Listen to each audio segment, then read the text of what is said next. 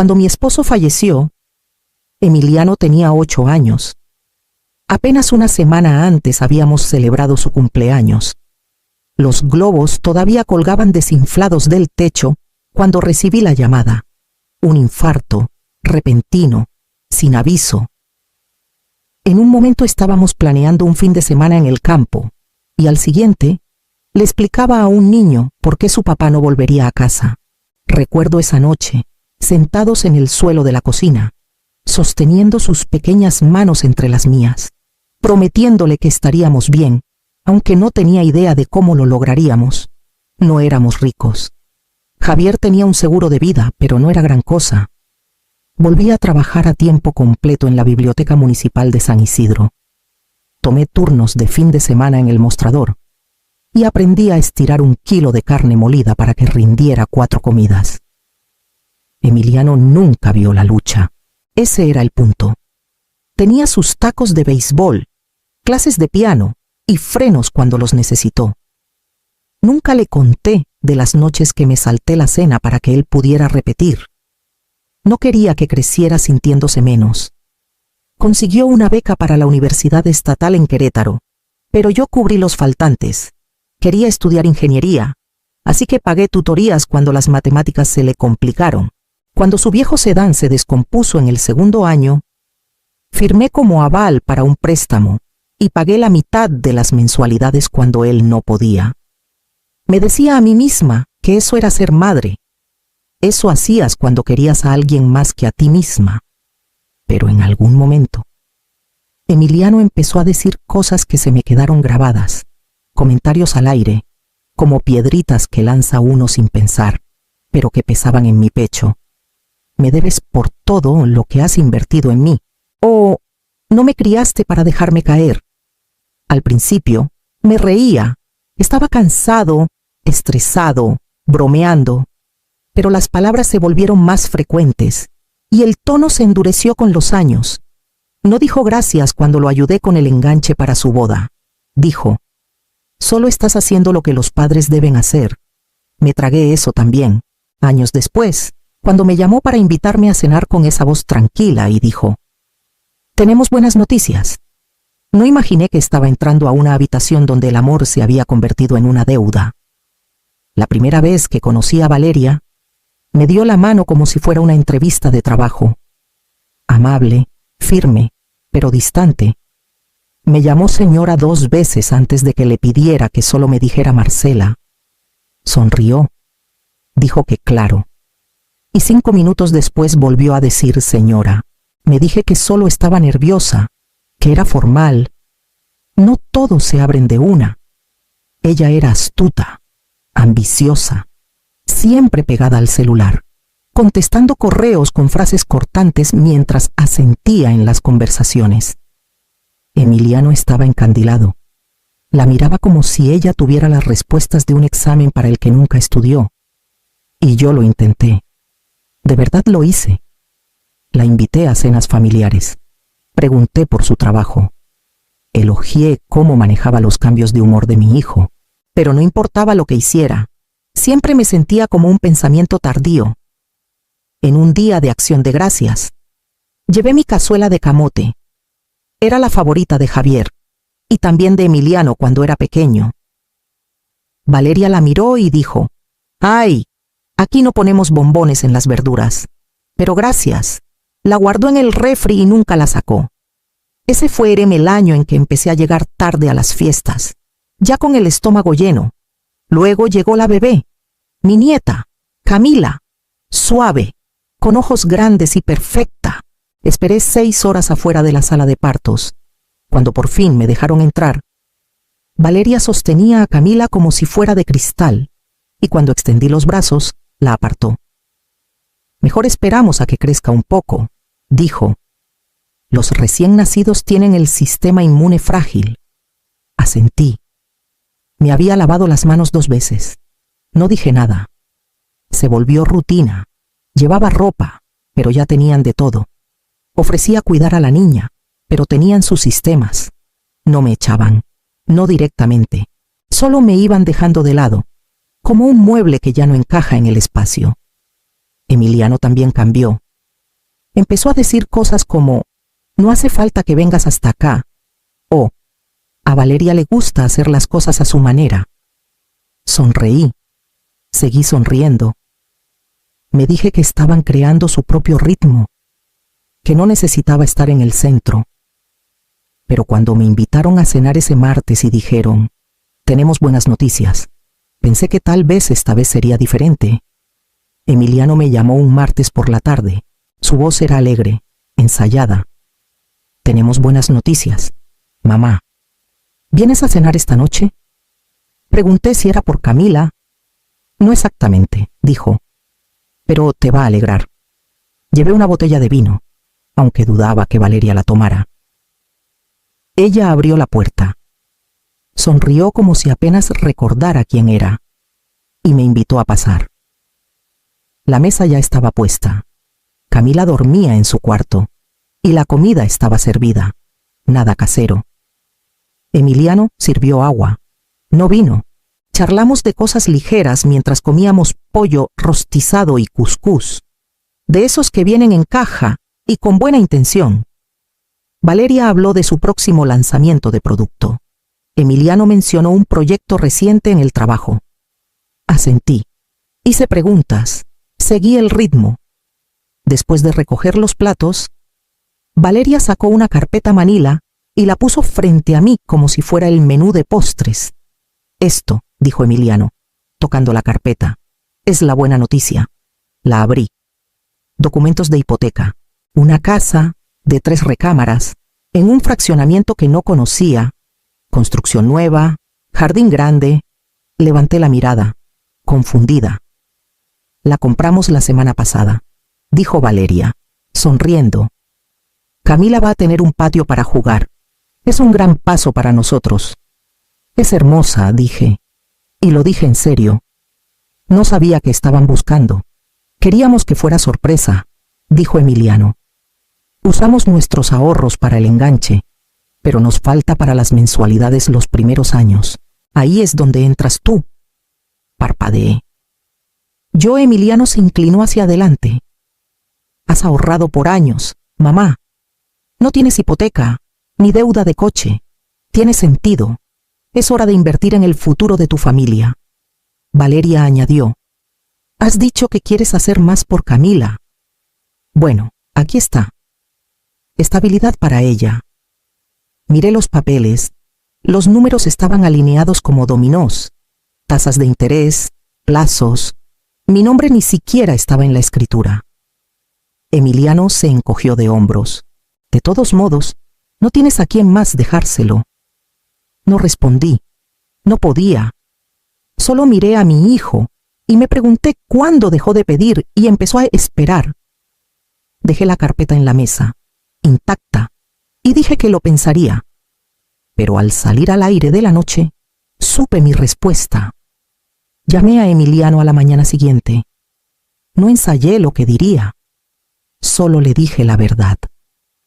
No puedo hacerme cargo de su hipoteca, dije en voz baja. Eso no es algo que acordé. No es algo que pueda hacer. Hubo una pausa. Luego, entonces eso es todo. Su voz no estaba enojada, solo plana, como si hubiera fallado una prueba que no sabía que estaba tomando. Después de todo, Emiliano, dije, te quiero. Quiero a Camila, pero esto no es amor, es presión. No respondió, solo colgó. El silencio no duró mucho. Para el fin de semana, mi teléfono empezó a sonar números que no veía en años. Mi prima Leticia, que manda tarjetas navideñas pero nunca llama, dejó un mensaje diciendo que estaba impactada y decepcionada. Una mujer llamada Consuelo, de mi antiguo grupo de la iglesia, dijo que estaba orando para que mi corazón frío se ablandara. Hasta mi viejo vecino Raúl, que una vez pidió prestada mi sopladora de hojas y nunca la devolvió, me mandó un mensaje diciendo que debía recordar para qué está la familia. No entendía cómo lo sabían. Luego alguien me reenvió la publicación de Emiliano. Hay quienes prefieren guardar su comodidad antes que ayudar a que su nieta esté segura. Seguimos adelante de todos modos. Sin nombres, claro. pero todos sabían. No comenté, no me defendí. Me dije que la gente ve lo que quiere ver, que la dignidad, cuando la empujan, puede volverse invisible. Pero me fue desgastando. Cada mensaje de voz, cada texto cargado de culpa, cada consejo no pedido de personas que no tenían idea de lo que me pedían. Ninguno había abierto esa carpeta. Ninguno conocía los números. Ninguno había visto a su único hijo mirarlos a los ojos y hablar como cobrador de deudas. En el supermercado, la señora Vargas de la iglesia me preguntó si estaba bien con una sonrisa de lástima. Le dije que sí, y me fui antes de que dijera más. No dormí mucho esa semana. Seguía revisando mi teléfono aunque lo había silenciado. Una parte de mí aún esperaba que Emiliano llamara de nuevo. Esta vez con algo que se pareciera al amor. Pero cuando llegó el sobre grueso, pesado, con sellos legales, entendí que no había terminado. Ni de cerca.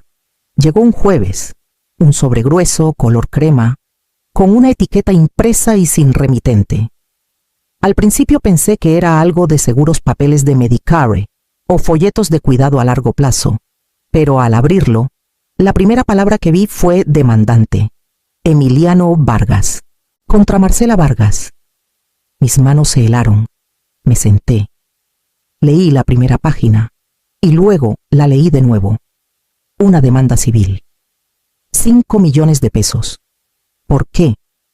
Por reembolso de gastos de crianza, por costos de educación e inversión médica, por servicios de apoyo emocional brindados por el hogar del demandante. Pasé a la lista detallada. 120,000 pesos por frenos, 230,000 pesos por suplemento de colegiatura de primaria y secundaria, 35,000 pesos por vacaciones familiares, y luego, el que me detuvo 850,000 pesos por trabajo emocional, incluyendo actividades de vínculo parental. Sentí algo endurecerse en mi pecho, no como un corazón roto, sino algo más pesado. Mi hijo había convertido mi amor en un libro de contabilidad. No lloré. Llamé a Carmen, mi suegra, y le pedí el número del abogado que los ayudó con su testamento. Se llamaba Laura Méndez. La conocí a la mañana siguiente. Ella revisó los documentos, su rostro sin expresión. Cuando terminó, cerró la carpeta y me miró por encima de sus lentes. No están demandando por justicia, dijo. Están demandando para acorralarte. Esto es por presión, no por ley. ¿Hay alguna posibilidad de que ganen no legalmente, pero emocionalmente? Hizo una pausa. Esa es otra pregunta. Asentí. ¿Qué hacemos? Nos preparamos y peleamos. Salí de su oficina con una carpeta propia. Esa tarde reuní recibos viejos, escaneé transferencias bancarias, imprimí correos, años de generosidad silenciosa ahora cuestionada. Un cheque de 50,000 pesos para ayudar a Emiliano y Valeria cuando se les descompuso el calentador. 15,000 pesos para la cuna de Camila. La firma como aval para el primer coche de Emiliano. No había guardado los registros para protegerme. Los guardé porque una parte de mí creía que el amor debía dejar un rastro. Y ahora tendría que seguir ese rastro hasta la corte. El juzgado olía a polvo y desinfectante. Me senté entre Carmen y Tomás, sus manos cruzadas en el regazo como si estuviéramos en misa. Carmen llevaba sus perlas. Tomás no había dicho mucho desde que llegamos, pero me dio una palmada en el hombro cuando llamaron mi nombre para acercarme al estrado. Emiliano estaba en la mesa opuesta con Valeria a su lado. Llevaba el traje azul que le ayudé a comprar para su primera pasantía. Reconocí cómo jalaba las mangas, siempre lo hacía cuando estaba nervioso, pero su rostro estaba duro, concentrado. El juez Ramírez era canoso, con los lentes bajos en la nariz, su voz baja, pero cortante. No perdió el tiempo. Señor Vargas, comenzó, revisando los documentos. Usted reclama que su madre le debe una compensación económica por criarlo. Por los recursos que invirtió en mí. Sí, respondió Emiliano con calma. Educación, comida, tiempo, todo. ¿Y ella pagó su colegiatura universitaria? Una parte, dijo, pero no todo. ¿Alguna vez ella le pidió dinero prestado? No. ¿Alguna vez expresó que criarlo era condicional, que requeriría un reembolso? No. Pero entonces, ¿por qué no pidió ayuda antes de presentar esta demanda? Emiliano miró a Valeria, luego al juez, porque sabíamos que diría que no. Desde el estrado, Ramírez se inclinó ligeramente. Sabían que diría que no, y decidieron obligarla por medios legales. Está jubilada, dijo Valeria de repente. Vive sola. Ese dinero está ahí sin usarse. No es como si lo necesitara. La sala se quedó en silencio. El juez Ramírez me miró. Señora Vargas, ¿es eso cierto? ¿Está usted financieramente estable? ¿Vivo dentro de mis posibilidades? Dije. Y los he ayudado antes libremente, sin condiciones. Laura, mi abogada, pasó la carpeta que preparamos, estados de transferencias, cartas, la lista de todo lo que había pagado a lo largo de los años. El juez la tomó en silencio. Entiendo, dijo finalmente. Eso es todo por ahora. Mientras nos levantábamos para el receso, Carmen tomó mi mano. Su agarre era pequeño pero firme. Y al otro lado de la sala, vi a Emiliano evitar mi mirada por primera vez desde que esto comenzó. Aún faltaba más, pero algo en la sala había cambiado. Cuando el juicio se reanudó después del almuerzo, Laura se levantó con nuestra carpeta en la mano. No alzó la voz ni dramatizó. Solo expuso los hechos, uno por uno, como si pusiera ladrillos en línea recta. Señor juez, comenzó. La demandada ha sido financieramente independiente desde los 18 años. Además, ha brindado apoyo financiero directo al demandante y su esposa durante la última década. Entregó el primer set de documentos al secretario Registros de Colegiaturas de la Universidad de Emiliano, mostrando pagos hechos desde mi cuenta. La señora Vargas cubrió los faltantes no cubiertos por becas y préstamos, sumando poco más de 500,000 pesos. Luego vinieron los contratos de renta. Laura señaló los documentos firmados donde yo había sido garante y las transferencias bancarias, pagos de renta en los primeros años cuando Emiliano empezaba. Después, las facturas del hospital. En 2019, la señora Vargas transfirió 160,000 pesos a la esposa del demandante, Valeria Vargas, para ayudar con los gastos médicos de su madre. No se pidió reembolso. Vi a Emiliano moverse en su asiento, la mandíbula tensa. Valeria cruzó los brazos. Laura terminó su presentación y se sentó. Entonces el juez me miró. Señora Vargas, ¿quiere decir algo? Me levanté lentamente. Sí, señor juez. Solo esto, el amor no es un préstamo. No llevé la cuenta porque esperaba algo a cambio. Llevé la cuenta porque estaba orgullosa de poder ayudar. Y nunca pensé que estaría aquí defendiendo lo que di libremente. Asintió. Entendido. Luego, mirando a Emiliano, preguntó: si su madre ya ha dado tanto, ¿por qué exige más? Emiliano miró la mesa. Tengo una hija, dijo finalmente. Solo quería asegurarme de que estuviera segura. El juez no se inmutó. ¿Y creía que la estabilidad financiera de su madre era su plan de seguro? Nadie respondió. La sala se quedó en silencio por un momento demasiado largo. Luego el juez cerró la carpeta. Volveré con mi fallo en breve. Me senté, sin saber cómo sería la justicia, pero sabiendo que, por primera vez, había dicho todo lo que necesitaba decir. Y cuando llegó el veredicto, lo hizo sin ceremonias. El juez Ramírez regresó 20 minutos después. No revolvió papeles ni creó suspenso. Simplemente leyó su decisión como quien termina una frase escrita mucho antes de entrar a la sala. Considero que la demanda del demandante carece de mérito. La obligación de un padre de criar a un hijo no se traduce en una deuda financiera que ese hijo deba en la edad adulta. Además, Las pruebas presentadas demuestran que la señora Vargas ya ha proporcionado una asistencia financiera significativa, mucho más allá de lo que se podría esperar razonablemente. Hizo una pausa, luego añadió: francamente, encuentro la naturaleza de esta demanda especialmente a la luz de esa historia explotadora y profundamente decepcionante. Caso desestimado. El mazo golpeó una vez. Eso fue todo. No lloré, no suspiré, solo me quedé quieta mientras Emiliano recogía sus papeles sin mirarme. Valeria se quedó un momento más, mirando al juez como si le hubieran robado algo. Luego dio media vuelta y salió delante de él. Él la siguió. No miró atrás. Carmen tomó mi mano. Sus dedos suaves y cálidos. «Por fin estás libre», susurró. Pero la libertad no se sentía como pensaba. No era ligera ni limpia. Era como el lento vaciamiento de algo que no sabía que seguía sosteniendo esperanza. Salimos al pasillo. No había reporteros esperando.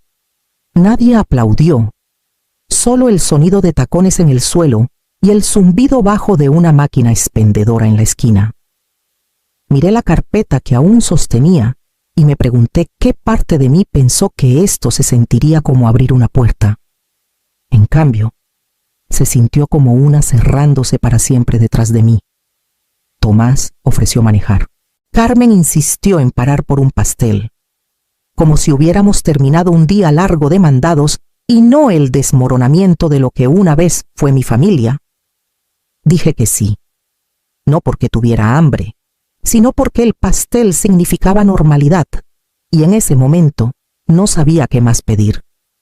Esa noche, justo cuando empezaba a imaginar que el silencio regresaría a mi vida, llegó el siguiente mensaje, uno que dejó claro que Emiliano no había terminado. Habían pasado 3 meses desde el juicio. Las hojas habían cambiado, y pinté la recámara de invitados de un gris suave. No para visitas, sino para mí.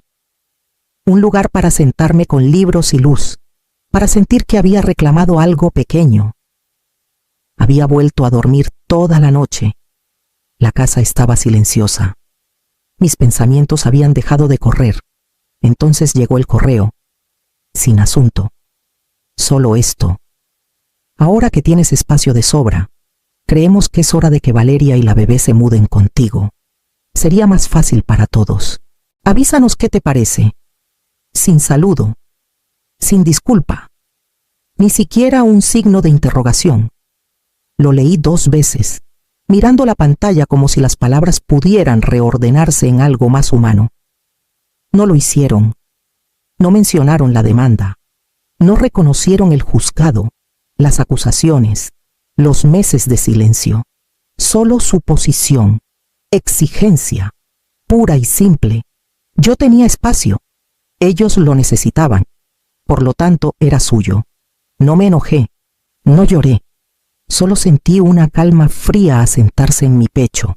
Escribí mi respuesta despacio. Cada palabra elegida con cuidado. Esta es una línea final. No recibiré a Valeria ni a la bebé. Cualquier contacto de esta naturaleza será considerado acoso. No me escriban de nuevo. Luego di enviar. Y bloqueé la dirección. Preparé té después. La casa seguía silenciosa. Las paredes no resonaban con acusaciones. La tetera silbó. La taza calentó mis manos y por primera vez no tuve que explicarme ante nadie. Esa noche me senté en la recámara de invitados, las paredes grises iluminadas por el sol tardío. Miré los libros que había colocado. La pequeña silla de madera que Javier construyó antes de que naciera Emiliano. La colcha que Carmen me dio la Navidad pasada. Nada extravagante, nada grandioso, pero era mío. Y nadie podía reclamarlo con un contrato o una petición cargada de culpa. Y en ese espacio silencioso, comencé a imaginar qué significaría construir una vida que no respondiera a nadie más que a mí. Pinté la cocina de amarillo. No el tono suave que había planeado, era más brillante, más soleado, casi audaz. Hacía que la habitación se sintiera viva por las mañanas. Planté tomates en el patio trasero, puse albahaca en el alféizar los domingos. Carmen y Tomás venían a tomar té, y nos sentábamos en el porche intercambiando historias viejas que no pedían nada a cambio. Adopté un perro del refugio. Se llamaba Bruno. Era tranquilo, mayor, y me seguía de cuarto en cuarto como si no pudiera creer que por fin había encontrado a alguien que no esperaba que actuara. Nos entendíamos. Nadie preguntó por qué no hablaba con Emiliano. Nadie sugirió reconciliación. El silencio entre nosotros se había vuelto algo sólido. No solo ausencia, sino decisión. Extrañaba al niño que solía ser. No extrañaba al hombre en que se convirtió. Pensé que la paz sería triunfal, como un desfile al final de una larga batalla. Pero no lo fue. Era café al amanecer, el ronquido suave de Bruno a mis pies, el sonido de mi propia respiración, firme y sin prisa. Era saber que nadie me llamaría con una crisis que no creé, que nadie vendría a pedirme nada, no hoy.